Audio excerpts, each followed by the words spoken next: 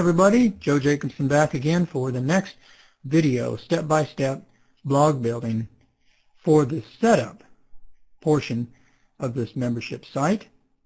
And so far you have, if you've been following the other videos, you have your domain name registered, you now have your own hosting. So now what we need to do is connect them up.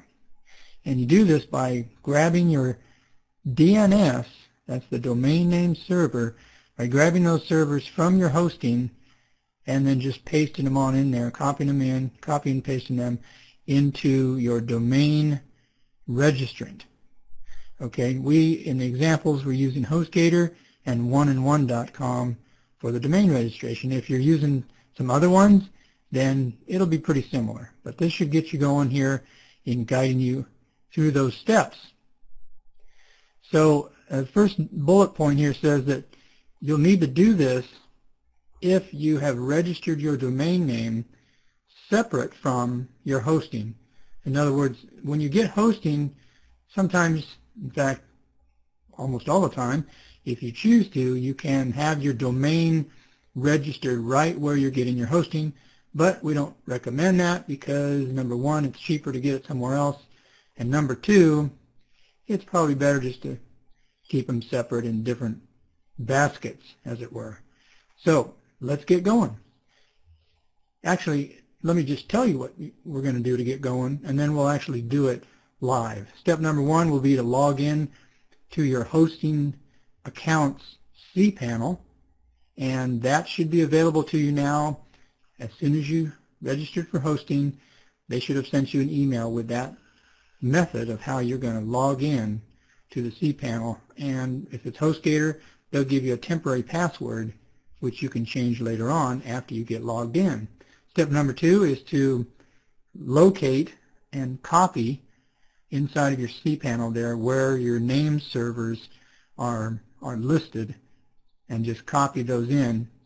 And then we'll take those name servers and log into your domain registration account, and it may be at one, and then we'll walk you through there how you take those DNSs and paste them over there into the appropriate tab for changing the domain name servers. Step number four is to find your domain name, and then you'll click on a tab that's called Edit DNS, or something similar if you're using a different domain registrant. And step number five, basically just save that and wait for the DNS to be fully propagated. Sometimes it can take anywhere from 24 hours up to 72 hours. Just depends on where you're at in the country and what domain name servers you have and what domain registrant you're using. Okay, so let's go ahead and jump in here on over to the internet, and we'll walk you through it.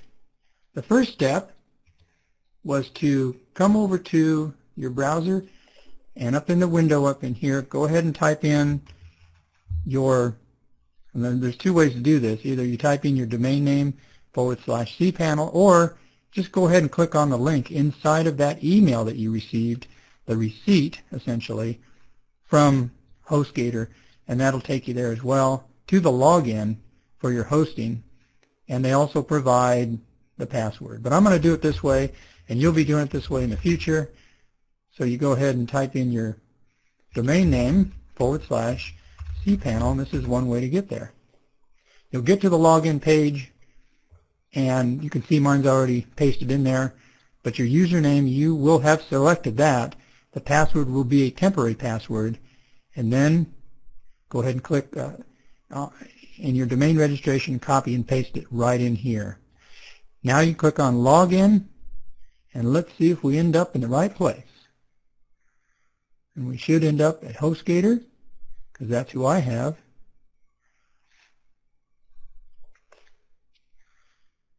And with any luck here, the internet is not too slow. It's been a little bit slow here this morning. Okay, we get over to Hostgator, control panel. This is what it looks like. And what you want to do basically is scroll down all the way on the left over here and until you find the name servers. There they are, right here. go ahead and click on that and copy it. Okay, then come on over to your hosting. In this case, it's 1&1. Click on the customer login over on the right here.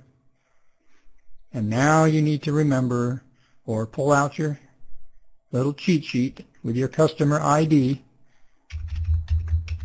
And I think I remember mine. Type in your password. Remember, passwords are case sensitive. And then click on Login. This will take you into the back end here of your control panel. In my case, I have a bunch already, so I have 3 packages. You probably just have one, and you may just have one domain name as well. So I'm going to pull up one of these and see if it comes up. We're having a little trouble with this earlier, but this is going to be one of the domain names that I'm going to show you just as an example of how to change the name servers. Okay, that wasn't too bad. So this is the back end here of starting on these different applications here. In this case, click on down here to the domains, and I've got a bunch of them here, but I'm just going to try the first one here just for demonstration purposes. Put a check in the box on the left, and then come up here to the tab that says DNS and click on the down arrow, and then move the cursor down to Edit DNS Settings and click on that. Scroll down a little bit. We're going to change the name servers. You can leave that one. Right now they're set up with the 1&1 name server, but what we want to do is click on My Name Server.